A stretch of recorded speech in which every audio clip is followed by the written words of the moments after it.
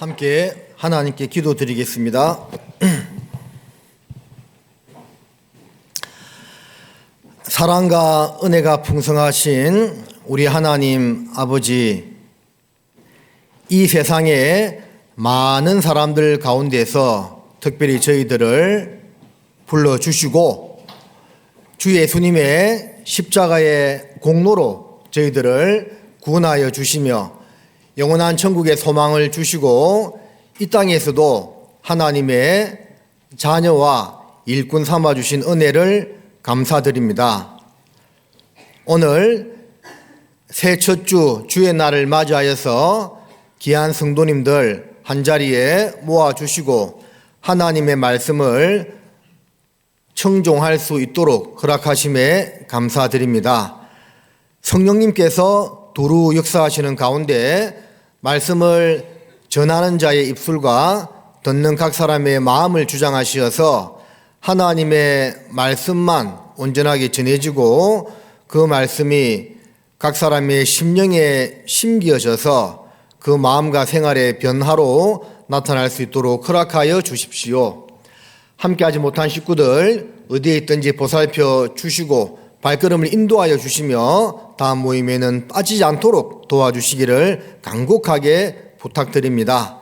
멀리 해외에서 수고하시는 모든 선교사님들과 일꾼들에게 함께 하셔서 머나먼 곳에서 선교 사역을 잘 감당할 수 있도록 도와주십시오. 특별히 저희와 선교 후원을 맺고 있는 몽골 돈두고비 교회, 스페인 마드리드 동부교회 전도인 형제 자매들 일꾼들과 함께 하셔서 그곳에서의 선교 사역을 잘 감당할 수 있도록 도와주십시오.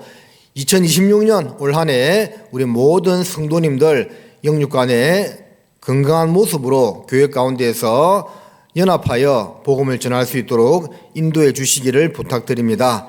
말씀의 시종을 성령님께만 부탁드리며 예수님의 이름으로 감사하며 기도드립니다. 아멘. 예, 스바냐 3장 찾으시겠습니다.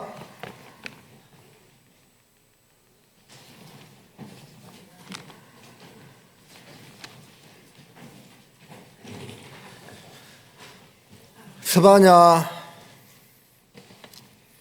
3장 17절 한 구절 말씀만 같이 읽겠습니다. 너의 하나님 여호와가 너희 가운데 계시니 그는 구원을 베푸실 전능자시라. 그가 너로 인하여 기쁨을 이기지 못하여 하시며 너를 잠잠히 사랑하시며 너로 인하여 즐거이 부르며 기뻐하시리라 하리라. 안녕하십니까? 예, 우리 성도님들 올해 이제 시작한 지는 며칠 지났지만 주일로 첫 주일인데 올 한 해도 주님 안에서 건강하시고 또 우리 각 가정에 하나님께서 주시는 은혜와 평강이 가득하시기를 기도하겠습니다. 또 인사했지만 새해 첫 주기 때문에 서로 돌아보면서 덕담 하고 싶은 말 아무거나 하시면 되겠습니다. 자, 시작.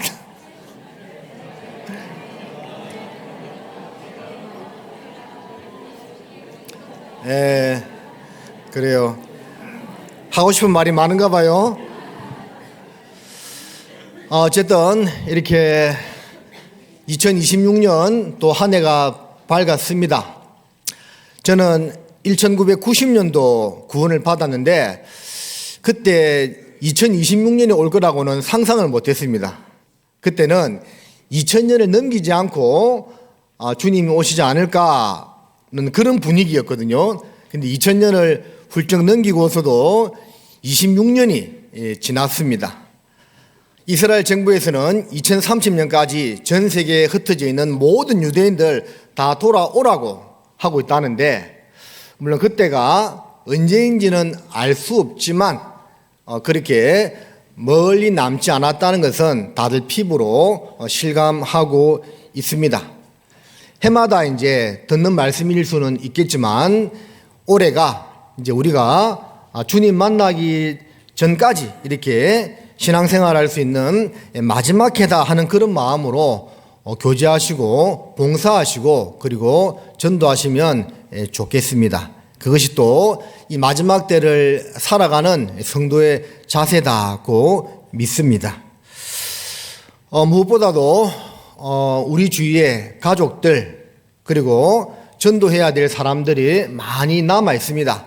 이방인의 충만한 수가 차기까지라는 말씀이 있는 것처럼 하나님께서 아시는 그 이방인의 수가 다 차게 되면 공중 들림을 받게 되겠죠. 자, 그 자리에 누가 들어가야 되겠습니까? 구원받지 못한 나의 가족들 그리고 내가 전도해야 될 정말 사랑하는 사람들이 들어가야 되겠죠. 이게 이제 하나의 선의의 경쟁이라고 할 수가 있겠습니다. 하나님은 모든 사람들이 다 구원받기를 원하지만 그러나 믿음은 모든 사람의 것이 아님이라는 말씀도 있는 것처럼 다 구원받지는 못합니다.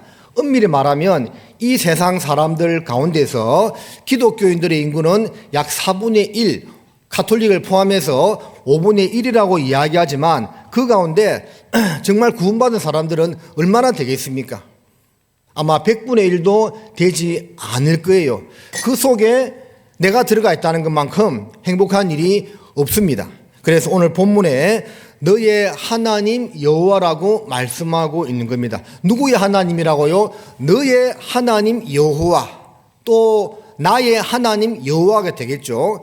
이 시편이 아니라 스바냐 기자의 입장에서는 너의 하나님이라고 표현했지만 우리 각자에게 볼 때는 누구 하나님입니까? 나의 하나님이다 그 말입니다. 여러분 나의 하나님 되셨습니까? 그렇죠. 나의 하나님이 되어야만 됩니다. 이것이 먼저 되어야만 나머지가 연결된다라는 것입니다. 우리는 좀 이렇게 표현하죠. 자기 친구가 있어도 소개할 때 어떻게 이야기하죠? 우리 친구 중에 누구가 있다. 그런 말을 많이 씁니까? 내 친구 중에 누구가 있다. 그런 말을 많이 써요.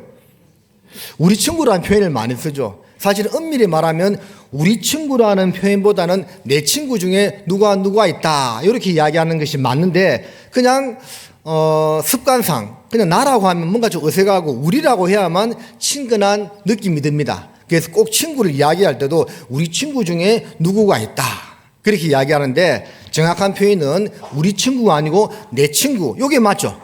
그래서 우리 하나님도 맞지만 내 하나님, 나의 하나님이 먼저 되어야 한다라는 겁니다. 그 관계가 형성되지 않는다면 나머지는 또 이제 나아갈 수가 없겠지요. 스바냐 3장 17절 이 말씀은 우리가 너무나 좋아하는 성경 구절 중에 하나입니다.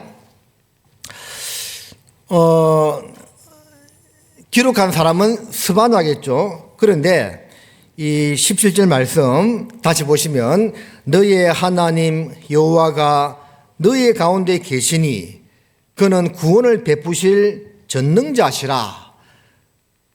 그가 너로 인하여 기쁨을 이기지 못하여 하시며 너를 잠잠히 사랑하시며 너로 인하여 즐거이 부르며 기뻐하리라 하리라.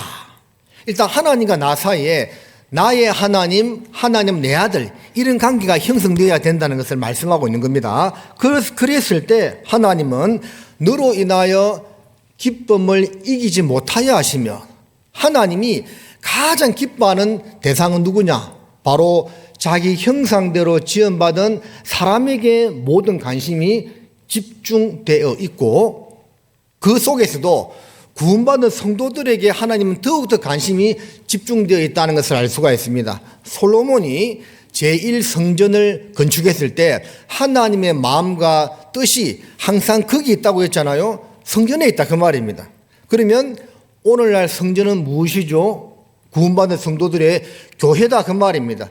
구원받은 성도들의 모임이 교회고 성전이죠. 여기에 하나님의 모든 관심이 집중되어 있고 그 속에 있는 성도들 한 사람 한 사람으로 인하여 하나님을 기쁨을 이기지 못하여 하신다고 말씀하고 있습니다.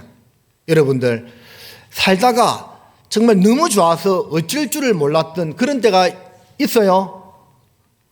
없으신가? 예. 너무 좋아서 어쩔 줄을 몰랐을 때가 우리도 있습니다. 일단은 구원받은 성도들은 내가 구원받았을 그 순간 정말 좋아서 어쩔 줄을 몰라 했던 것 같습니다. 그리고 누가 구원을 받았을 때, 특별히 나를 통해서 누가 구원받았는데 내 가족이라면 정말 기뻤겠죠.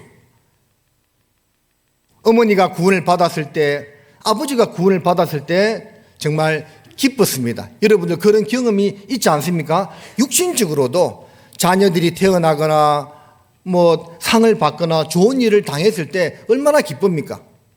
그런데 하나님은 우리로 인하여 기쁨을 이기지 못하게 하신다고 말씀하고 있습니다. 이것은 정말 극단적인 표현이죠. 하나님이 구원받은 성도들을 얼마나 좋아했으면 기쁨을 이기지 못한다 이렇게 말씀하고 있을까요? 이것은 빈말이 아니고 실제다 그 말입니다. 해서 이 한 구절에 담겨져 있는 뜻을 오늘 몇 가지 좀 생각해 보도록 하겠습니다. 자, 오늘 이렇게 구역별로 이렇게 앉아 있는데 참 보기가 너무 좋습니다. 예, 진짜 너무 좋아요. 그리고 오늘 중고등부가 빠졌음에도 불구하고 거의 뭐 앞에 조금 빼고 대항당이 다 찬 것 같습니다. 올 한 해 이제 이런 분위기로 전도하고 우리가 협력한다면 지금 신축교회당 대항당을 가득 채우는 것도 시간 문제다라는 생각이 들어요. 들어야 되겠습니다. 그래서 그렇게 이제 두 달마다 이렇게 옮기기로 했습니다. 그래서 두 달간 이렇게 계속 시계 방향으로 돌기로 했으니까 좀 잘 지켜질 수 있도록, 그리고 구역 단위로 올해는 어쨌든 간에 뭐 평소 이제 해마다 강조를 하지만 특별히 올해는 구역 중심으로 활동을 부지런하게 했으면 좋겠습니다. 결국은 가정이 건강해야만 국가도 건강하게 되겠죠. 교회도 마찬가지입니다. 교회도 가장 작은 단위인 가정이 구원받고 건강해야 되는 것이고, 좀 더 큰 단위인 구역이 또 건강하고 활발하면 교회도 잘 된다라는 겁니다. 2026년은 우리 구역 임원들 중심으로 해서 모든 구역원들이 하나로 똘똘 뭉쳐가지고 복음 전하는 일에 협력하는 그런 해가 꼭 되어야만 하겠습니다. 자, 스바냐 1장으로 좀 가보겠습니다. 먼저는 이 스바냐가 누군지를 조금만 생각해 보겠습니다. 1장 1절에 아몬의 아들 유다 왕 요시아의 시대에 스바냐에게 임한 여호와의 말씀이라. 자, 유다 왕 요시아는 16대 유다의 왕이죠. 전무후무하게 유월절을 가장 잘 지킨 왕이라고 평가하고 있습니다. 하나님을 잘 섬겼던 남유다 왕 중에 대표적인 인물이라 할 수가 있겠죠. 그 요시아가 활동할 왕으로 있을 때에 활동한 선지자 스바냐다 그 말입니다. 그런데 이렇게 소개하고 있습니다. 스바냐는 히스기야의 현손이요 아마라의 정손이요 그다라의 손자요 구시의 아들이었더라. 보통 이렇게 이 선지자를 소개할 때 아미떼의 아들 요나, 엘고스 사람 나훔, 자기 아버지가 누구인 정도 밝히고 또 그 고향이 지역이 어느 정도인가를 밝히고 마는데, 이 스바냐는 자기 족보를 자세하게 밝히고 있죠. 이 정체성에 대해서 정확하게 이야기하고 있다 그 말입니다. 다시 보시면 이 스바냐의 아버지는 누구란 말입니까? 구시. 그렇죠? 이 스바냐의 할아버지는 누구란 말이죠? 그다랴. 그죠? 그리고 그다랴. 그리고 할아버지는 정조 할아버지는 아마랴. 그죠? 그리고 고조 할아버지는 히스기야. 맞나요? 예. 아버지, 할아버지, 정조, 고조 할아버지까지 족보를 밝히고 있죠. 여기서 이야기하고 있는 히스기야가 누구냐면 바로 유다의 13번째 왕 히스기야를 말하고 있습니다. 그래서 이 스바냐는 히스기야의 고손조가 되는 사람이다 그 말입니다. 유다 지파고 왕족이라는 것을 밝히고 있습니다. 이것은 내가 왕족 혈통이다 하는 것을 자랑하기보다는 나의 하나님 너의 하나님 이것처럼 정확하게 정체성에 대해서 이야기를 하고 싶은 겁니다. 나의 정체성이 무엇인가? 나의 정체성은 바로 유다 지파의 다윗의 뿌리에서 온 사람이다. 그래서 이 말씀은 하나님의 확실하고 정확한 말씀이라는 것을 밝히고 있는 거죠. 물론 다른 모든 성경도 마찬가지지만 스바냐 성경은 특별히 또 그렇다는 것을 강조하기 위해서 이렇게 족보를 밝히고 있는 겁니다. 우리가 집회할 때 자주 찾는 말씀 중에 하나가 2절과 3절이죠. 하늘과 땅과 바다와 모든 생명을 다 멸절한다는 이 심판에 관한 말씀이죠. 특별히 바다의 물고기까지 다 심판한다 하는 말씀을 통해서 이것은 과거의 물심판이 다시 도래하는 것이 아니고 불심판이라는 것을 알 수가 있는 겁니다. 그리고 왜 심판받느냐? 6절에 있는 말씀처럼 여호와를 배반하고 좇지 아니한 자와 여호와를 찾지도 아니하며 구하지도 아니한 자를 멸절하리라고 말씀하고 있습니다. 우리는 죄라고 생각하면 보편적으로 도덕적인 죄만을 생각하고 살아왔지요. 그러나 성경을 배우면서 사람이 짓는 가장 큰 죄는 결국 어떤 죄라는 것을 알았습니까? 하나님을 찾지 않는 죄. 하나님께서 주시는 생명과 만물과 모든 것을 공급받으며 살고 있으면서도 그 하나님을 모르고 살아온 죄가 가장 큰 죄라는 거죠. 2, 3절의 심판의 이유는 무엇이냐? 6절에 여호와를 찾지도 아니하고 구하지도 아니한 그 죄 때문에 심판을 받는다는 것을 말씀하고 있는 거죠. 뒤로 쭉 넘어가서 18절 말씀을 보면 그들의 은과 금이 여호와의 분노의 날에 능히 그들을 건지지 못할 것이며 이 온 땅이 여호와의 질투의 불에 삼키우리니 이는 여호와가 이 땅 모든 거민을 멸절하되 놀랍게 멸절할 것임이니라. 은과 금, 이 세상 것이 자기를 구원하지 못한다 그 말입니다. 모든 것들은 다 불타 없어집니다. 뜨거운 물에 체질, 영어 성경에 엘리멘트라 되어 있거든요. 모든 원소들이 다 불어야 된다 그 말입니다. 그 불은 심판의 불이고 어떤 것도 그 불에서 견딜 수 있는 것은 없다라는 거죠. 은과 금이 다 불타버립니다.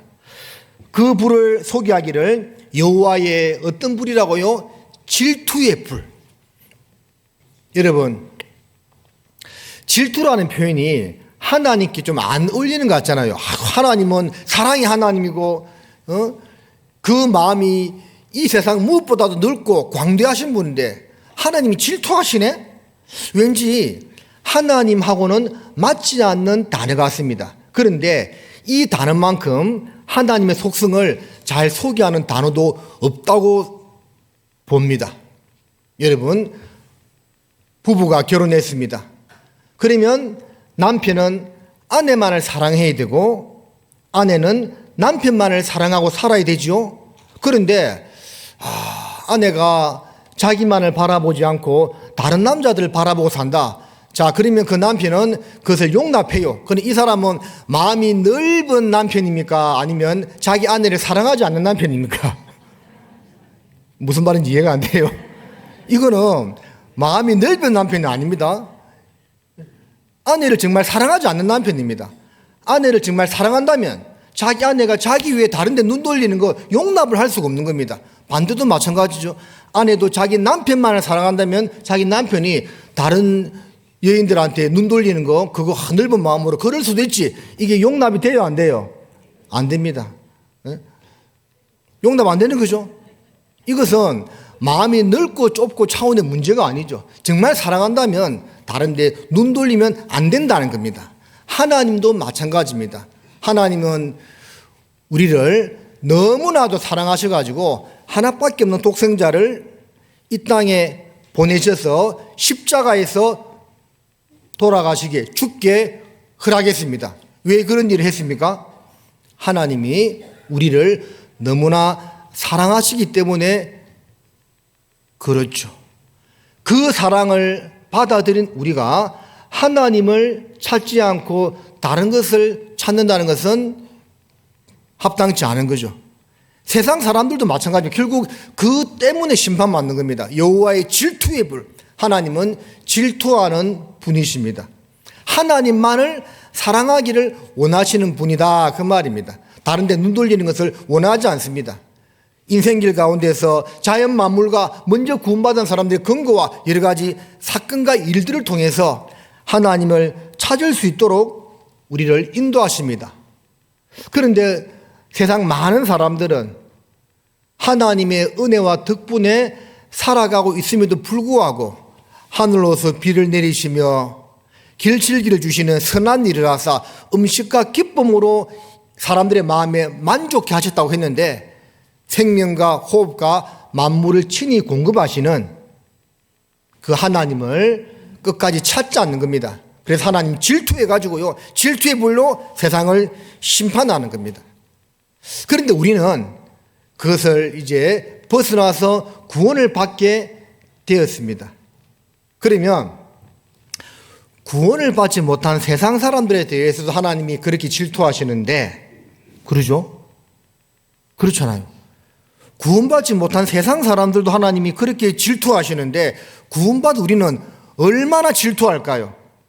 자기를 바라보지 않고 세상을 법하고 세상을 벗하고 살아가고 있고, 그리고 하나님을 뜨겁게 사랑하지 않는다면 하나님이 얼마나 더 질투하시겠습니까? 당연히 더욱 더 질투하시겠죠. 그래서 예수님께서 계명을 딱 두 가지 이야기한 겁니다. 마음과 힘과 뜻과 정성을 다하여 너의 하나님을 사랑하고 또 내 이웃을 내 몸과 같이 사랑하라고 하나님께서 말씀하신 겁니다. 우리는 올 한 해 다른 무엇보다도 전도해야 되지만 있잖아요. 그 이면에는 뭐가 있어야 되냐면 나를 구원해 주신 하나님을 뜨겁게 사랑하는 마음이 있어야만 됩니다. 우리들에게, 우리 어르신들 또 결혼한 가정들에게 자녀들이 있지 않습니까? 우리 청년들도 결혼해가지고 자녀를 놓고 길러보면 알지만 그 자녀에 대한 사랑을 생각해 보세요. 얼마나 귀합니까? 뭐든지 다 해주고 싶습니다. 부모로서 내가 능력만 된다면 무엇이든지 다 해주고 싶은 것이 당연한 부모의 마음이죠. 하나님 마음은 어찌겠습니까? 더욱더 그러하겠죠. 그런데 그렇게 부모가 자녀를 위해서 모든 것을 다 쏟아붓는데 자녀는 그 부모의 은혜와 사랑을 모르고 세상을 바라보고 잘못된 길로 간다면 그 부모의 마음이 얼마나 아프겠습니까? 하나님도 더욱더 그렇겠죠. 그래서 신앙의 기본은 항상 무엇이냐면 하나님이 우리 각자에게 어떠한 은혜와 사랑을 베풀어 주셨는가를 마음속 깊이 생각하는 겁니다. 마가복음 5장에 군대 귀신 들린 사람의 구원이 나오잖아요. 그 속에 얼마나 많은 귀신이 들어가 있었든지, 여러분, 귀신이요 한 마리만 들어가 있어도 그 인생이 얼마나 힘들겠어요. 그러니까 7 귀신 나간 막달라 마리아가 구원받고 나서 얼마나 감사했으면 눈물로 자기 모든 것을 다 드리는 의미에서 옥합을 깨뜨려서 향유를 붓고 그렇게 감사의 표시를 했겠습니까? 그런데 이거는 군대 귀신이 들어갔죠. 그 귀신이 나왔을 때 2,000마리가 넘는 돼지띠에 들어가서 다 물에 뛰어들어서 몰사했다고 되어 있죠. 어마어마한 귀신이 들어가 있는 겁니다. 그 사람이 거기서 노임을 받았습니다. 예수님 만나서 귀신들이 다 쫓겨나고 구원을 받았어요. 얼마나 기쁘겠습니까? 그래서 예수님이 아무 말씀도 안 했는데 예수님을 따라가려고 했습니다. 예수님 쫓으려고 했어요. 그때 예수님이 뭐라고 말했습니까? 말씀하셨습니까? 나를 쫓지 말고 하나님이 너에게 어떤 큰 일을 행하신 것을 나가서 사람들에게 고하라고 했죠. 그래서 이 군대에 귀신 들렸다가 구원받은 이 사람은 그 받은 은혜와 사랑을 온 마을과 동네 다니면서 다 지냈다고 되어 있지 않습니까? 그렇죠. 우리가 주님으로부터 어떤 사랑을 받았다는 것을 먼저 마음속에 항상 새기고 묵상하고 감사하며 살아가는 것이 신앙의 첫걸음이고, 그것이 내 속에 충만할 때요, 사실은 전도는 하지 말라고 해도 되는 겁니다. 초대교회 성도들이요, 날마다 모이기를 힘쓰고 기쁨과 순전한 마음으로 음식을 나누어 먹고 하나님을 찬미했을 때 주께서 구원받는 성도들을 날마다 더하게 하셨다고 되어 있지요. 그 구절에 보면 물론 전도했지만 일단 그 구절에서는 열심히 전도했기 때문에 하나님이 구원받는 사람들을 날마다 더하겠다 그렇게 되어 있지 않고, 그냥 매일매일 모여서 주의 사랑과 은혜를 나누는 그 일을 통해서 하나님께서 구원받는 사람을 더하겠다고 되어 있습니다. 결혼을 하게 되면 자연스럽게 때가 되면 자녀가 생산이 됩니다. 그게 뭡니까? 사랑의 증거죠. 서로 결혼해가지고 함께 사랑을 나누는 결과로 자녀들이 생산되듯이 우리가 교회 안에서 영적으로 주의 사랑을 서로 나누고 살아갈 때 새로운 영혼들이 우리 교회를 통해서, 우리를 통해서 태어나게 되는 것은 자연스러운 일이고, 그리고 나가서 또 힘있게 전도가 된다는 겁니다. 자, 하나님은 분노하시는 하나님이고 질투의 불이라고 말씀하고 있습니다. 우리가 그 사랑을 입었기 때문에 주님을 더욱더 뜨겁게 사랑해야 되고 주님 마음을 아프게 하지 않아야 한다는 겁니다. 자, 본문 17절로 가겠습니다. 너의 하나님 여호와, 나의 하나님 여호와. 우리가 구원을 받음으로 멸망받을 죄인이었지만 창조주이자 유일신이신 하나님을 만나고 예수 그리스도의 십자가의 공로를 받아들임으로 말미암아 이제 하나님의 진정한 자녀가 되었고, 이 속에서 중심에서 어떤 말이 나옵니까? 하나님이라고, 나의 하나님이라고 부르게 되었다라는 겁니다. 예수님의 12제자 가운데 의심 많은 제자가 누구였죠? 도마. 자, 도마가 없을 때 예수님이 먼저 제자들에게 나타났습니다. 그래서 제자들이 도마에게 우리가 부활한 주님을 만났다라고 했을 때 도마는 믿지 않았습니다. 내 손가락을 그의 못자국에, 창자국에 넣어보지 않고서는 못 믿겠다고 이야기했습니다. 다시 나타났을 때 도마가 있었죠. 예수님이 도마에게 말씀하셨습니다. 나를 만져보고 믿음 없는 자가 되지 말고 믿으라고 했습니다. 아마 도마는 만져보았을 겁니다.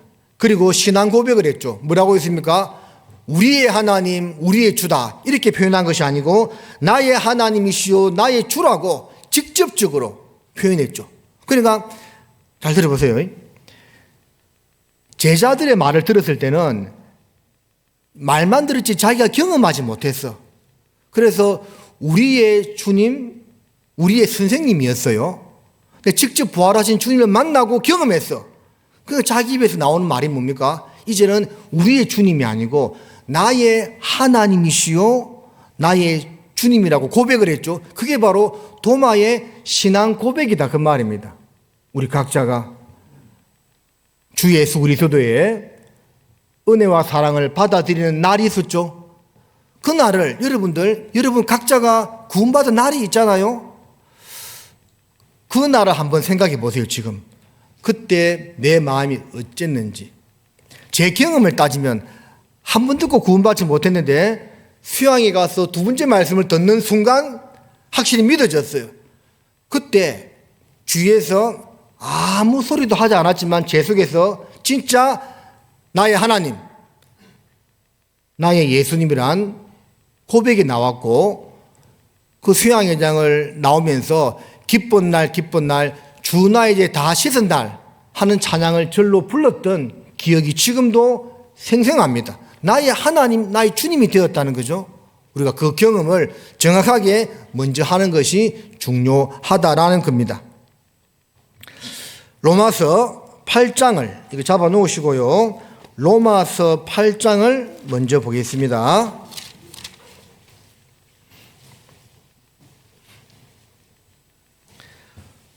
로마서 8장 15절입니다.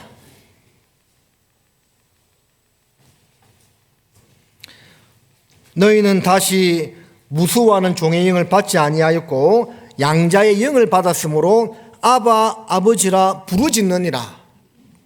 구원받기 전에는 무수와는 종의 영이었거든요. 사단의 근세 아래에 놓여서 심판을 두려워하는 그런 종의 영으로 살았습니다. 그러나 구원받는 그 순간 이제 양자의 영을 받았습니다. 그래서 이 마음 중심에서 아바 아버지, 아빠란 말이죠. 진짜 내 아버지가 되었다 그 말입니다. 이 중심에서 우러나옵니다. 구원받을 때 됐다. 이제 하나님과 나 사이를 가로막고 있는 제 문제가 해결되었다는 것을 깨달음으로 천국에 갈 수 있는 확신이 생기고 저 천국에 계신 그 하나님이 나의 하나님이 되었다라는 것을 알게 되니까 아버지, 아버지 이런 말이 중심에서 절로 나오게 된다라는 것입니다. 그리고 이제 안도의 한숨을 쉬게 되는 거죠. 이제 됐다. 나는 오늘 죽어도 천국에 갈 수 있다라는 그런 마음이 딱 들어오게 되는 겁니다. 자, 그렇게 됨으로써 이제 하나님과 나 사이가 아버지와 아들의 관계, 하나님은 진정 나의 하나님이 된다는 겁니다. 시편 118편을 조금 보시겠습니다.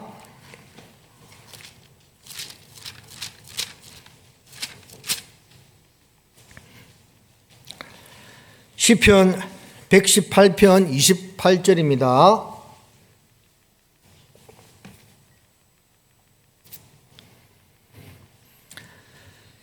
(28절) 말씀 한 구절 같이 읽겠습니다. 주는 나의 하나님이시라 내가 주께 감사하리다. 주는 나의 하나님이시라 내가 주를 높이리다. 자, 이 시편 기자는 강조하고 있죠. 주는 누구라고요? 나의 하나님이시라. 내가 주께 감사하리다. 주는 또 나의 하나님이시라. 내가 주를 높이리다. 나의 하나님, 나의 주가 되었다는 것을 고백하고 있고 선포하고 있는 거죠. 우리도 이 하나님이 나의 하나님이 되었다라는 겁니다. 구원받는 그날부터. 자, 그리고 이제 그 하나님은 이제 나의 하나님이 되셨는데 본문 말씀 돌아가 보겠습니다. 스바냐 3장 17절. 3장 17절 말씀을 다시 보십니다. 너의 하나님 여호와가 너의 가운데 계시니. 자, 그 하나님이 어디 계신다고요? 너의 가운데 계시니. 여기서 이제 너희라는 것은 우리 개인을 지칭할 수도 있겠지만 우리 무리 가운데, 우리 모임 가운데 계신다는 것을 말씀하고 있습니다. 구약 성경에서는 하나님께서 그 개인과 또 이스라엘 민족들과 함께 했지만 오늘날 주님은 교회 가운데, 너희 가운데 함께 하시는 하나님이십니다. 우리 가운데에서 주님은 역사하시는 분이고 우리 가운데에서 머리로 계신 분이다라는 겁니다. 그게 뭐 할까요? 주님은 우리 가운데 계시는데 뭐 하시겠습니까? 누가 졸고 있나 안 졸고 있나 그거 보고 있을까요? 우리 가운데 계시면서 물론 그것도 볼 거라 생각합니다. 누가 지금 설교 말씀을 잘 듣고 있는지, 누가 졸고 있는지, 누가 눈은 뜨고 있는데 딴 생각하고 있는지, 마음은 콩밭에 가 있는지 주님 그것도 분명히 보실 거라 생각합니다. 근데 더 큰 것은 무엇이냐면 두루두루 다니면서 우리의 형편과 사정을 알고 그 속에서 역사하시는 분이다라는 거죠.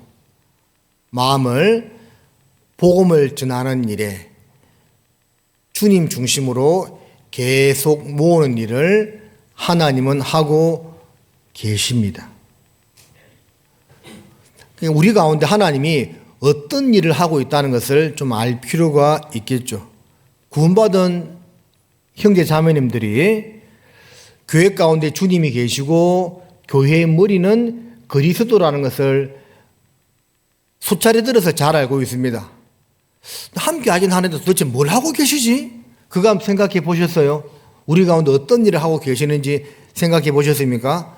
우리 가운데 둘이 역사하시면서 우리의 마음을 하나님께로 자꾸 모으는 일을 하십니다. 우리의 마음을 복음 전하는 일에 협력하도록 자꾸 모으는 그 일을 하나님이 하시는 겁니다.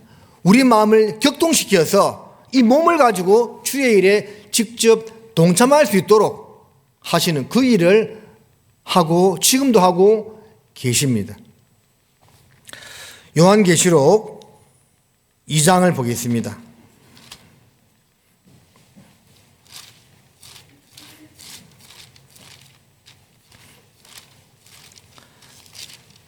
(2장 1절입니다) 에베소 교회의 사자에게 편지하기를 오른손에 7별을 붙잡고 7 금촛대 사이에 다니시는 이가 가라사대. 자, 7 교회 가운데 주님은 첫 번째 교회 당신을 이렇게 소개하고 있습니다. 오른손에, 왼손이 아닙니다. 자, 이번 주 수요 말씀이 나의 의로운 오른손으로 너를 붙들리라고 말씀하고 있죠. 그래서 오른쪽은 바른 쪽, 하나님 편을 가리키고 왼쪽은 사단의 편, 악의 편을 상징적으로 가리키고 있습니다. 물론 그렇다고 해서 왼손잡이가 기분 나빠할 필요는 없겠습니다. 상징적인 겁니다. 저도 개인적으로 왼손잡이에요. 자, 오른편, 의의 편. 그래서 몽골 말로요, 오른을 바른 손, 오른손이라 하죠. 몽골 말과 우리 말과 좀 연관이 있는 것이 몽골 말에도 오른쪽을 바롱 이렇게 이야기해요. 오른편이란 말이죠. 바롱하라, 오른쪽에 있는 강이다, 그런 뜻입니다. 어쨌든 하나님은 그 의의 오른손에 7별을 붙잡고 7 금촛대 사이에 가만히 계시는 분이 아니고 다니시는 분이라고 소개하고 있죠. 이 답은 이제 우리 식구들은 다 알고 있을 겁니다. 1장 20절이 답이라고 했죠. 내 본 것은 내 오른손에 7별의 비밀과 7 금촛대라. 7별은 7 교회의 사자요, 7 촛대는 7 교회니라.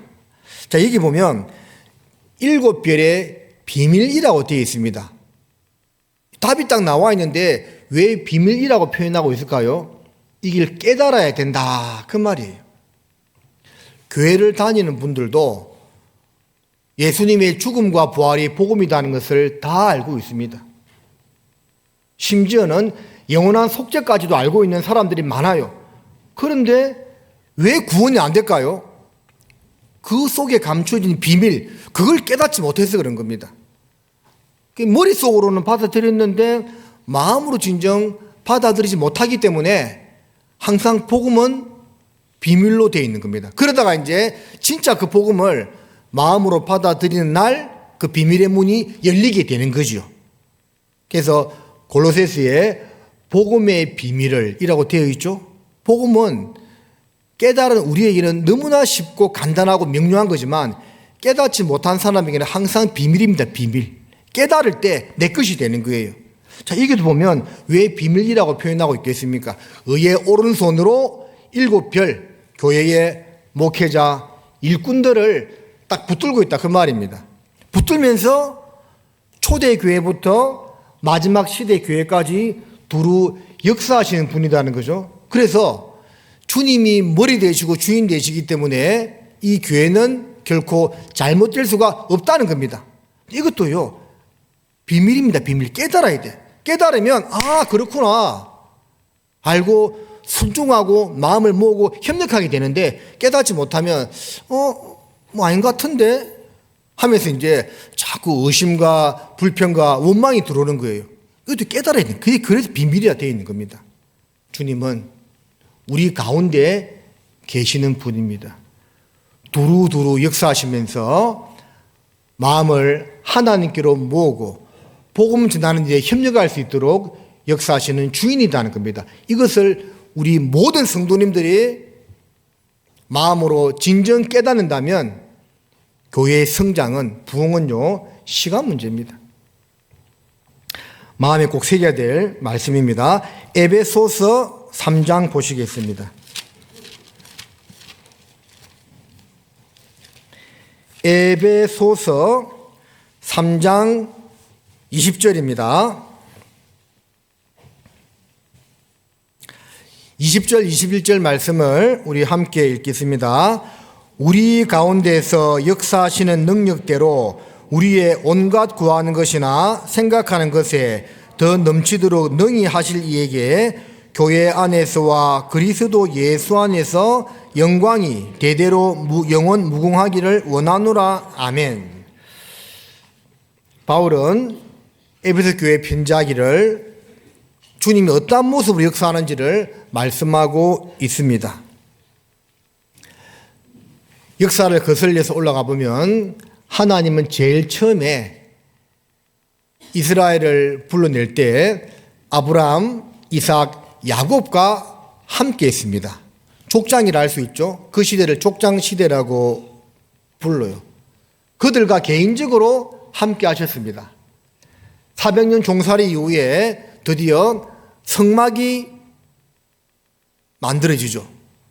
하나님은 그 성막 가운데 함께 하신다고 말씀을 하셨습니다. 성막을 통해서 이스라엘 백성들에게 말씀을 전하고 또 성막에게 나오는 자들이 죄를 용서받고 구원받는 그런 일을 했습니다. 그러다가 솔로몬의 제1성전이 건축되고 파괴된 이후에 70년 포로 생활을 마치고 돌아온 스룹바벨이 제2성전을 건축했습니다. 그게 이제 쭉 이어져 오다가 스룹바벨 성전으로 이어지고 예수님이 오셨는데 이 성전을 헐라 내가 사흘 만에 다시 일으키리라고 말씀하셨죠. 그때 성전된 자기 몸을 가리킴이라고 했죠. 예수님 몸이 성전이 되었습니다. 죽고 부활하신 이후에 40일간 제자들과 함께 하시고 500명 제자가 보는 가운데서 하늘로 승천했습니다.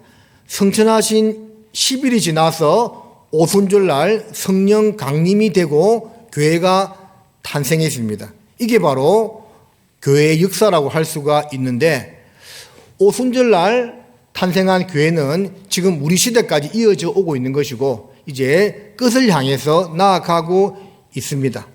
마지막 벽돌 하나가 채워지게 되면 교회가 완성되겠죠. 마지막 누군가 한 사람이 구원받게 되면 교회가 완성되겠죠. 주님을 만나게 되는 겁니다. 자, 말씀 다시 보시겠습니다. 우리 가운데서 역사하시는 능력대로 우리 개인이 아니라 모임 가운데서 역사하시는 능력대로라고 말씀하고 있죠. 우리의 온갖 구하는 것이나 생각하는 것에 더 넘치도록 능히 하실 이에게 우리가 주의 뜻대로 무엇을 구한다면 생각을 한다면 주님은 그것보다도 더 풍성하게 채워주시는 분이다라는 겁니다. 21절에 교회 안에서와 교회 밖이 아닙니다. 교회 안에서와 그리스도 예수 안에서 영광이 대대 무궁하기를 원하노라고 기도하고 있습니다. 주님은 교회 가운데서 두루 역사하시는 분이십니다. 자, 그런데 교회 가운데 역사하는 것도 맞지만 더 좁게 들어오면 너희 몸은 우리 몸은 성전이라 했거든요. 우리 몸 안에 또 주님을 성령으로 모시고 살아가고 있지요. 그래서 너의 가운데 역사하시는 하나님이 1차적으로 맞지만 우리 개인적으로도 우리가 이 교회 가운데 정상적으로 신앙생활을 하고 살아갈 때 주님은 우리 개인과도 항상 동행하시는 분이라는 것을 말씀하고 있습니다. 창세기 5장에 에녹이 하나님과 300년간 동행했다고 되어 있습니다. 그래서 그때 연수를 계산해 보면 에녹이 들림받고 나서 그 다음에 바로 홍수 사건이 터집니다. 심판 직전에 구원받은 성도들의 들림이 있다는 것을 우리에게 알려주고 있는 거죠. 하나님이 함께 구원받은 교회 가운데 역사하지만 구원받은 개인과도 함께 하시고 동행하신다는 것을 알아야만 합니다. 그리고 이제 우리 가운데서 이제 나라는 우리 각자를 통해서 주님이 교회 가운데 여러 일들을 행하신다고 볼 수가 있는 겁니다. 위대한 복음 전도자 요한 웨슬레의 그 묘비명에 이렇게 적혀 있답니다. 세계는 나의 교구다.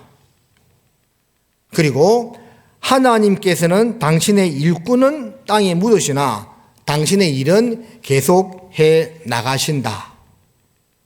그리고 또 적혀 있는 문구가 세상에서 가장 좋은 것은 하나님께서 우리와 함께 하신다는 것이다. 이렇게 적혀 있대요.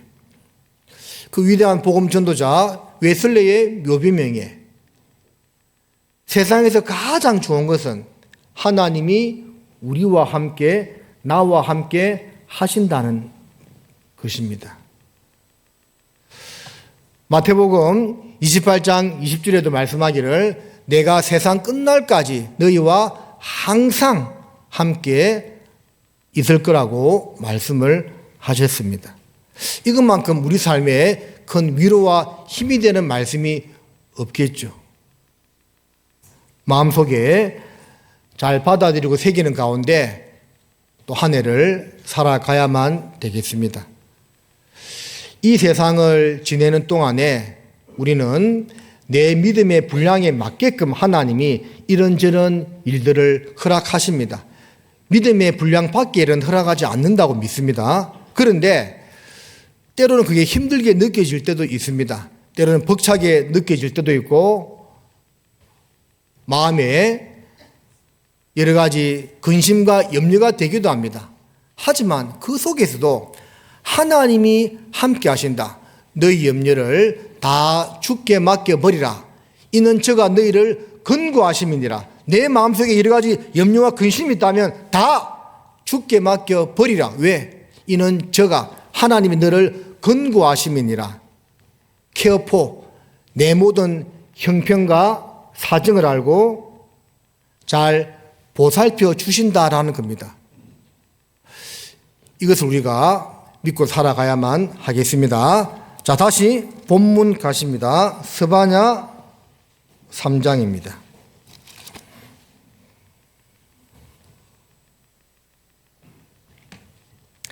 17절에 너의 하나님 여호와가 너희 가운데 계시니. 자, 우리 가운데 역사하는데 그러면 거기서 또 무슨 일 하느냐? 그는 구원을 베푸실 전능자시라. 하나님에 대해서 소개하기를 구원을 베푸는 전능자라고 되어 있죠. 전능자는 모든 일을 다 하시는 절대자다, 그런 뜻이죠. 근데 여러 가지 일을 하겠죠. 죽은 자를 살리기도 하고 병을 고치기도 하고 여러 가지 문제를 다 해결할 수 있는 분이 전능자입니다. 근데 그런 것은 다 기록하고 있지 않고 한 가지를 기록하고 있죠. 우리 가운데서 하나님께서 하시는 가장 큰 일이 무엇이냐? 구원을 베푸는 전능자라는 겁니다. 하나님께서 이 세상 가운데서 행하신 가장 위대한 일이죠. 하나님께서 하시는 모든 일은 그 구원에 항상 초점이 맞추어져 있다라는 겁니다. 우리가 교회를 판단할 때도 어떤 교회가 뭐 사람들이 많아요. 근데 그 교회 가봤더니 사람은 많은데 구원의 역사가 일어나지 않아요. 어떤 교회를 가봤더니 병 고치는 능력이 나타나. 각종 병든 사람이 와가지고 안수받으면서 나아요. 어떤 교회를 가봤더니 막 방언을 해. 듣도 보도 못한 희한한 방언을 합니다. 그런데 이 모든 것이 다 있어도 죽은 영혼이 살아나는 구원의 역사가 일어나지 않는다면 이거는 껍데기다 그 말입니다. 하나님 하시는 가장 위대한 일은 구원입니다. 거듭난 성도들이 이것을 정확하게 알고 있어야 되겠죠. 내 삶 가운데 마찬가지입니다. 내 삶 가운데 하나님이 여러 가지 축복과 은혜를 베풀어 줍니다. 몸이 건강하고 자녀들도 잘 되고 여러 가지 일들이 쏙쏙 풀려요. 그것도 하나님의 은혜입니다. 은혜 위에 은혜라는 말씀처럼 베풀어 주신 쌓아두신 많은 은혜 가운데 하나라고 볼 수가 있겠습니다. 그런데 그런 일들이 우리 가정에 내 개인적으로 많이 일어난다 하더라도 구원받는 사람이 아무도 없어. 그러면 이게 안고 없는 찐빵이 되는 겁니다. 그렇죠? 다른 것이 없어. 뭔가 몸도 좀 아프고 경제적으로도 좀 힘들고 여러 가지 어려운 일들이 있지만 그런데 희한하게 누군가 나를 통해서 우리 가정을 통해서 구원받는 사람이 나타나. 이게 제일 좋은 거라니까요.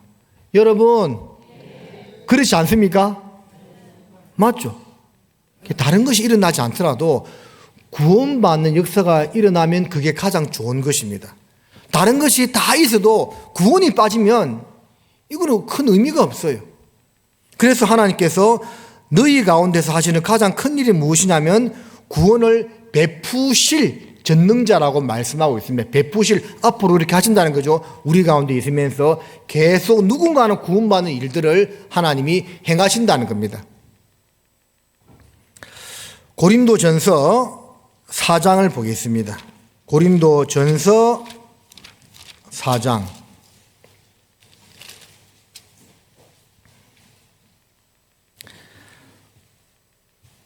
4장 20절 말씀입니다.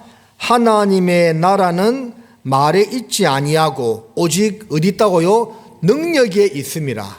능력. 어떤 능력을 말합니까? 죽은 영혼을 건지는 그 능력에 있다 그 말입니다. 하나님 나라는. 우리 개인을 통해서 우리 교회를 통해서 이러한 능력이 나타나야만 되는 겁니다. 데살로니가 전서 2장도 한번 보시겠습니다. 데살로니가 전서 2장 19절 20절입니다.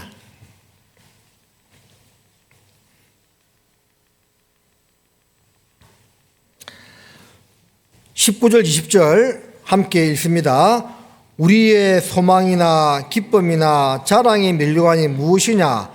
그의 강림하실 때 우리 주 예수 앞에 너희가 아니냐?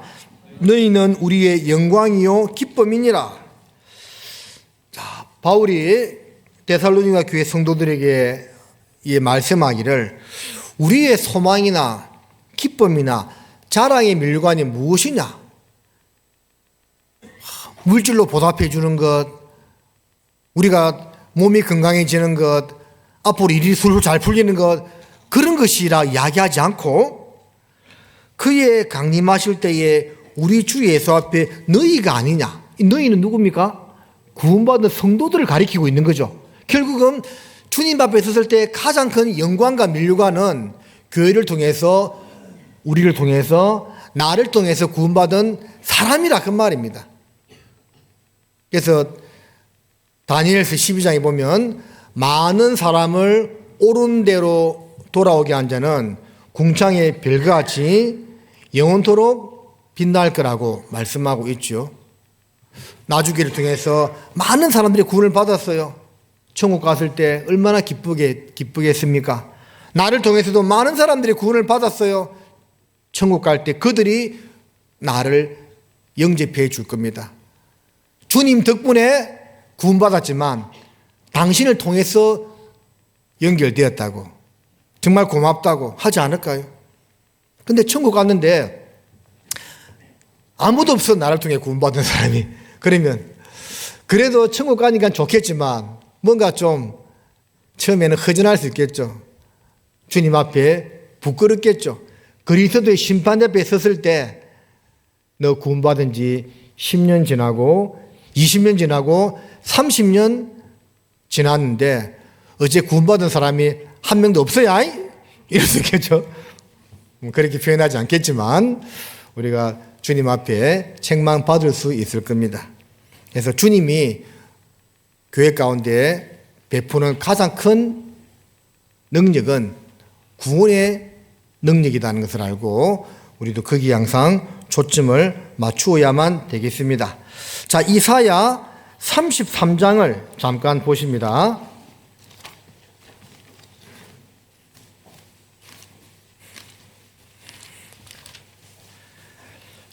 이사야 33장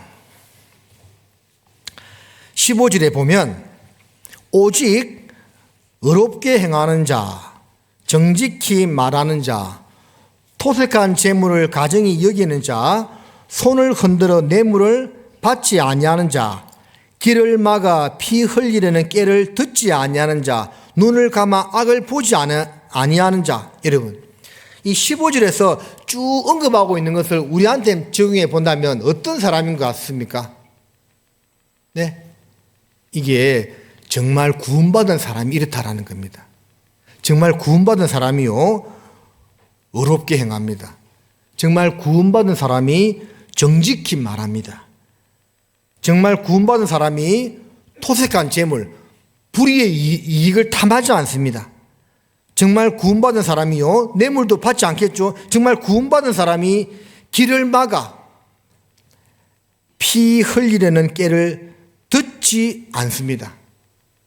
정말 구원받은 사람은 남의 비방 험담에 귀를 기울이지 않는다는 거예요. 정말 구원받은 사람은 눈을 감아서 악을 보지 않는다라는 겁니다. 그게 구원받은 사람이라는 겁니다. 자, 그 구원받은 사람은 16절에 그는 높은 곳에 거하리니, 여러분 이 높은 곳이 어딜까요?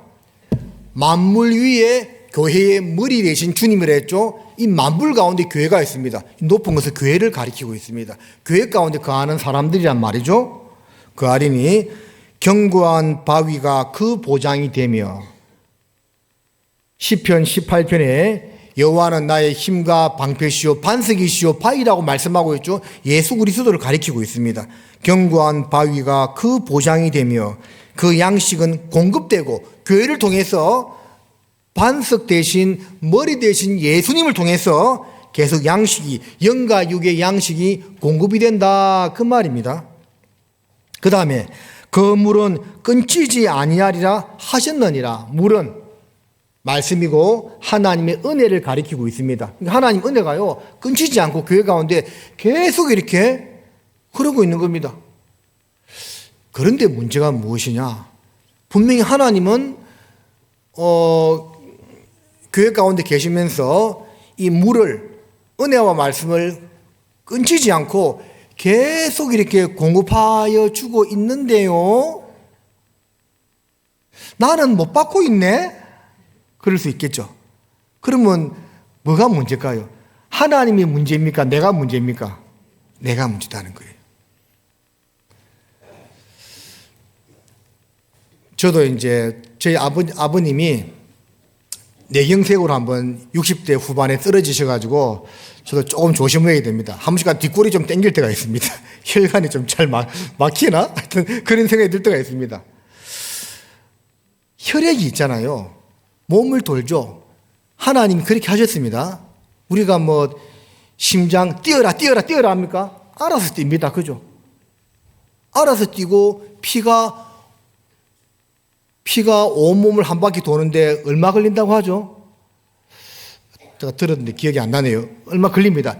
계속 순환하죠. 하는데 이게 이제 혈관벽이 막히고 노폐물이 쌓이면 혈액순환이 잘 되지 않아요. 그래서 뇌출혈, 심근경색, 각종 질환이 생기게 되는 겁니다. 혈액의 순환이 원활하게 잘 되었을 때 그 사람이 건강하게 되는 거죠. 그럼 교회도 마찬가지입니다. 하나님이 말씀과 은혜를 끊임없이 계속 공급하고 있는데 어느 부분에서 막혀.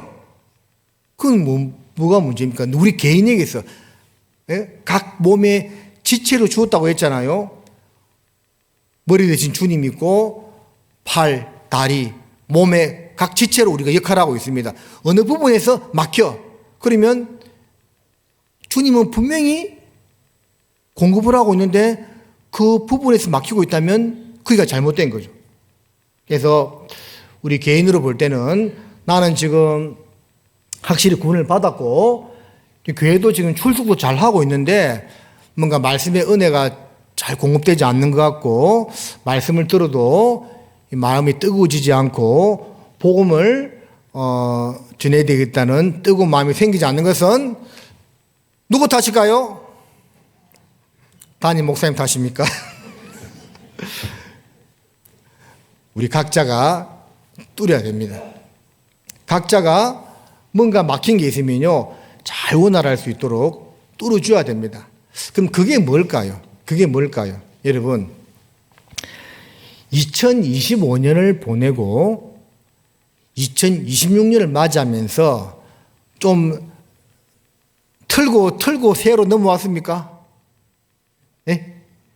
뭔가 좀 털어버릴 거 여러 가지 얽매이기 쉬운 것과 무거운 것을 좀 털어버리고 넘어왔습니까? 그걸 털어버려야 돼요. 그리스도인의 양심은 잘 압니다. 그런 말이 있잖아요. 본 눈이 똑같다고. 정말 구원받은 성도들의 보는 눈은 거의 비슷한 것 같습니다. 우리 양심은 압니다. 내가 뭔가 잘못이 있는지. 그렇다면 그것을 주님 앞에 삶의 해결을 하고 버릴 것은 버리고 고칠 것은 고치고 나아가야 됩니다. 그래야만 이 끊치지 않는 물의 은혜를 계속 공급받을 수가 있습니다. 자, 다시 3장으로 가십니다. 그는 부恩을 베푸실 전능자시라 그가 너로 인하여 기쁨을 이기지 못하여 하시며. 하나님이요 우리 교회 가운데 있으면서 구원받은 우리 각자로 인하여 얼마나 기뻐하시는지 모릅니다. 누가복음 15장에 보면 새 비유가 나와 있죠.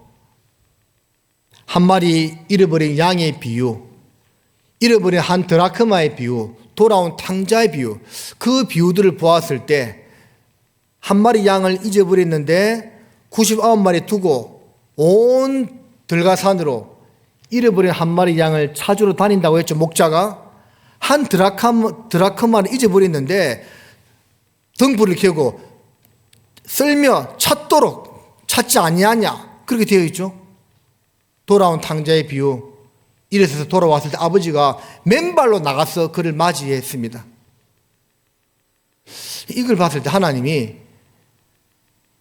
가장 기뻐하는 것은 잃어진 영혼이 돌아오는 거라 할 수가 있고 또 구원받은 성도들이 진리 안에서 행하는 것만큼 기쁜 것이 없겠죠. 요한 3서 1장을 잠깐 보시겠습니다. 요한 3서 1장입니다.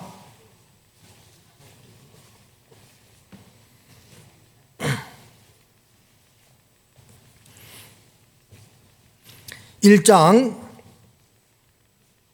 3절과 4절 우리 함께 읽겠습니다.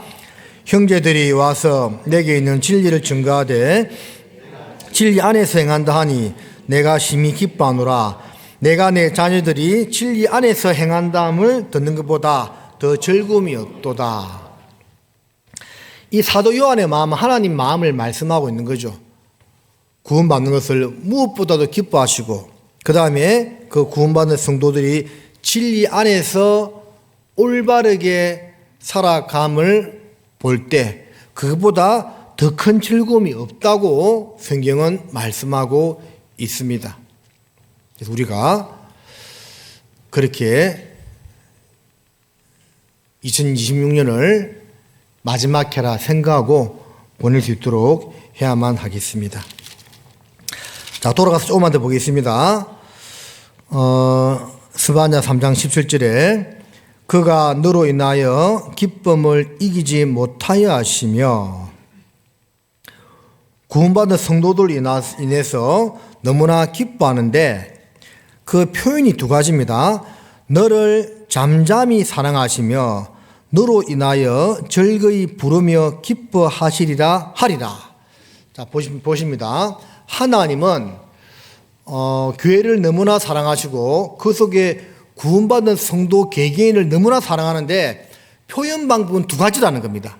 첫 번째는 잠잠히 사랑하고 두 번째는 즐거이 부르며 기뻐한다고 되어 있죠.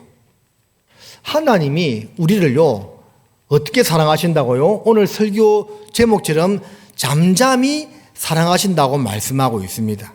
우리는 어떤 일이 생겼을 때 당장 하나님께서 개입해가지고 적극적으로 이 문제를 해결해 주시기를 원합니다. 그런데 그렇게 하지 않는 경우도 많습니다.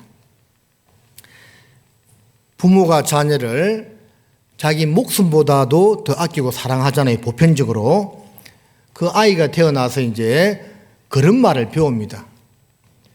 처음에는 부모가 손을 잡아주고 사물을 이용해서 걸어갈 수 있도록 도와주죠. 근데 어느 때가 지나면 어떻게 합니까? 가만히 보고 있습니다. 두세 발짝 걷다가 넘어지고 10발짝 걷다가 넘어지고 혹시나 다치더라도 때로는요 부모가요 가만히 지켜보고 있습니다. 넘어질라 할 때마다 항상 잡아주면 그 아이는 평생 걸음마도 못 배울 겁니다. 때로는요 부모는 우리 아이가 자기 스스로 불끈 일어나서 두 발로 걸어다닐 그때를 생각하면서 간절한 마음으로 지켜보고 있겠죠. 도와줄 힘이 없어서 안 도와주는 것이 아니고 그것은 그 아이가 스스로 해야 될 문제이기 때문에 지켜보고 있는 겁니다. 학교에 들어갔습니다. 전학을 했어요. 그 전학한 학교에서 중학생, 고등학생 자녀들이 부모는 잘 적응하기를 원하겠죠. 학교에 적응을 잘 못해요. 새로운 친구들과 잘 사귀질 못합니다. 그럼 어떻게 됩니까? 부모가 그때마다 학교 달려가야 됩니까? 왜? 너 친구 없냐? 뭐 좀 사줄까? 그렇게 해결될 문제가 아닙니다. 한 번은 학교를 찾아갈 수도 있고, 한 번은 선생님과 면담을 할 수도 있고, 한 번은 좋은 마음으로 그 반 아이들에게 작은 선물을 하나 돌릴 수도 있겠죠. 우리 아들하고 우리 딸하고 좀 잘 지내달라고. 매번 그렇게 할 수 없잖아요. 결국은 그 아이 혼자 해결해야 될 문제다는 겁니다. 부모는 뒤에서 지켜보고 격려해주고 기도해줘야 되겠죠. 하나님이 능력이 없어서 우리를 지켜보고 있는 것이 아니고요. 때로는 우리 스스로 그 문제를 해결해 나가기를 원하신다는 겁니다. 그 고비를 뛰어넘기를 원합니다. 왜냐하면 그래야만 신앙이 성장되는 거예요. 전도하다가 조그마한 물리적인 핍박이 왔다고 해서 그때마다 자빠지면요 그 사람은 평생 전도 못합니다. 한 번은 뛰어넘어야 돼요. 그렇지 않습니까? 교회 가운데 신앙생활 하다가 좀 어려운 문제가 생겼어요. 그때마다 쓰러지면 그분은 신앙 성장하기는 어렵다고 봐야 됩니다. 때로는 그걸 뛰어넘어야 되는 겁니다. 뛰어넘을 때 다른 더 큰 일을 할 수가 있는 겁니다. 그런 이야기 많이 들었잖아요. 항상 주님과 함께 손잡고 동행하면서 걸었는데 정말 힘들 때 보니까 발자국이 하나밖에 없어요. 왜 하나님 나 힘들 때 떠났습니까? 고 따졌지만 하나님 말씀하시죠. 그때 내가 너를 업고 갔다고 했죠. 그죠? 업고 가는 겁니다. 하나님 우리를 잠잠히 사랑하십니다. 때로 지켜봅니다. 너 마음에 시험 걸렸지, 육신에 어려움이 왔지, 복음 전하다가 지금 장애에 부딪혔지, 이제 어떡할래? 포기할래? 아니다고요. 하나님 믿고 의지하고 기도하고 이어가라, 넘어가라고 말씀하십니다. 넘어가면 하나님 반드시 도와줍니다. 여러분, 이스라엘 백성들이요 40년 광야 생활을 마치고 이제 가나안 땅에 들어갑니다. 왜 40년 전에 하나님이 홍해는 갈라주고 건너라고 했는데 40년 후에 그 요단강은 하나님이 먼저 갈라주지 않았습니다. 법궤를 맨 제사장들 보고 그 범람하는 요단 강가로 뛰어들라고 했죠. 근데 그 법궤 안에는 뭐가 들어있습니까? 솔로몬이 성전을 지었을 때 아론의 쌍난 지팡이와 만나 담은 항아리는 사라지고 십계명 두 돌판만 남아있어도 되어 있죠. 결국 남는 것은 하나님의 말씀밖에 없다는 겁니다. 법궤를 어깨에 짊어지고 홍수가 범람하는 그 요단 강가로 뛰어들라는 것은 말씀을 의지하고 이제 어려운 문제를 헤쳐나가라 그 말입니다. 그래서 그 요단 강으로 들어갔을 때 요단 강이 쫙 갈라졌지요. 우리가 말씀 붙들고 고난이나 시험이나 장애가 왔을 때 뚫고 나가야 됩니다. 그럼 그때부터 주님은 역사합니다. 근데 문제만 부딪히면 그냥 아이고 나 죽겠네 이러면 이제 이게 해결이 안 되는 거예요. 하나님은 잠잠히 우리를 지켜보면서 사랑하신다는 것도 우리가 기억을 해야만 하겠습니다. 베드로는 예수님을 3번이나 부인했지만 다시 회복했죠. 그 회복한 이면에 뭐가 있었습니까? 예수님이 직접적으로 도와주지 않았습니다. 부인할 때마다 예수님 나타나가지고 야, 너 부인 안 한다고 했잖아. 이렇게 하지 않았죠. 가만히 보고만 있었습니다. 어린 비자, 계집종이죠. 어린 여자 종 앞에서도 예수님을 저주하며 부인했죠. 그때도 예수님을 그냥 지켜만 봤습니다. 지켜만 보았지만 예수님 뭐라고 말씀하셨습니까? 사단이 밀 까부르듯 너를 청구하였으나 내 믿음이 떨어지지 않도록 내가 기도했다. 너는 돌이킨 후에 내 형제들 국제하라고 했죠. 바로 예수님이 잠잠히 보고 계신 것 같았지만 베드로의 믿음이 떨어지지 않도록 간절하게 기도했다 그 말입니다. 우리도 마찬가지입니다. 주님이 잠잠히 사랑하시는데 그냥 보고 방관하시는 것이 아니고 그 시험과 어려움과 장애물을 뛰어넘도록 기도하고 계십니다. 그거를 기억하시는 우리 성도님들이 되어야 하겠습니다.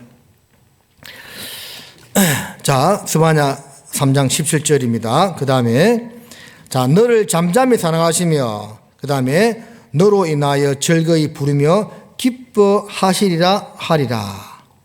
어떤 경우는 정말 뜨겁게 우리를 사랑하십니다. 자, 그런 이제 사례들도 성경에 많이 나오고 있습니다. 우리가 주님의 그 사랑을 받으며 또 살아가야만 되는데요. 이제 마지막으로 그렇다면 우리는 이제 나를 잠잠히 사랑하시고 또 즐거이 기뻐하시는 그 하나님에 대해서 어떤 마음을 가지고 살아야만 하겠습니까? 여호수아 23장 간단히 보고 마무리하겠습니다. 여호수아 23장입니다. 11절에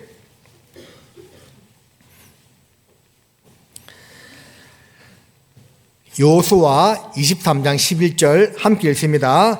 그러므로 스스로 조심하여 너희 하나님 여호와를 사랑하라. 자, 거듭 강조하고 있는 것이지만 우리도 하나님을 사랑해야만 됩니다. 누구보다도 하나님을 뜨겁게 사랑해야만 됩니다. 우리 어머님들 자기 자식이나 손주보다 하나님 더 사랑해야 됩니다. 구원받았으면 그렇게 해야 됩니다. 하나님을 뜨겁게 사랑해야 됩니다. 그리고 요한 1서 3장 보겠습니다. 요한 1서로 돌아가서 자, 하나님을 먼저 뜨겁게 사랑해야 되고 그 다음에 3장 18절입니다. 3장 18절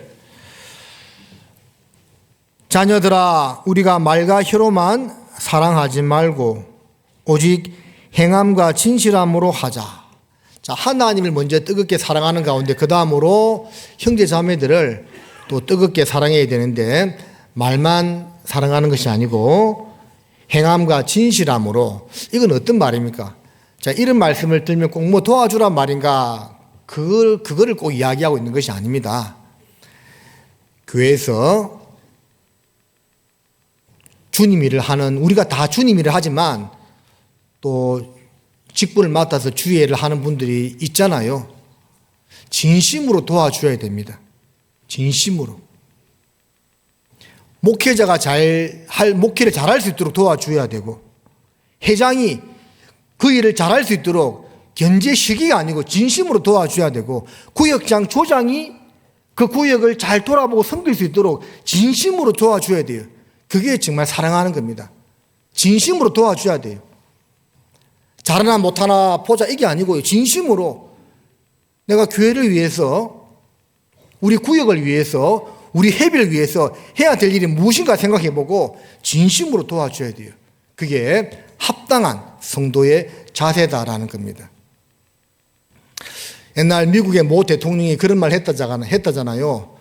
국가가 날 위해서 뭘 해줄 거냐고 불평하지 말고 내가 국가를 위해서 무엇을 할 수 있는가를 해라고 그런 말 했죠. 정말 유명한 말인데 공감되는 말이죠. 우리는 교회를 향해서 교회가 뭐 해줘야 된다, 교회가 이래야 된다, 그걸 말하기 전에요. 내가 교회를 위해서 뭘 할 수 있을까? 교회가 평안 가운데 든든히 서나가고 더 많은 사람들이 구원받기 위해서 진심으로 내가 해야 될 일은 무엇인가를 생각해보고 그 일에 최선을 다하는 우리 사랑하는 성도님들이 되어야겠습니다. 마지막 한 구절 찾겠습니다. 시편 62편입니다.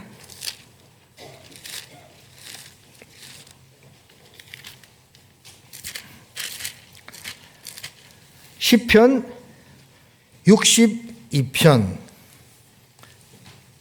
5절입니다. 시편 62편 5절 말씀을 함께 읽습니다. 나의 영혼아 잠잠히 하나님만 바라라. 대저 나의 소망이 저로 쫓아 나는도다. 하나님이 나를 잠잠히 사랑하시기 때문에요. 우리도 잠잠히 하나님만입니까? 어립니까? 하나님만 바라라. 이게 답입니다.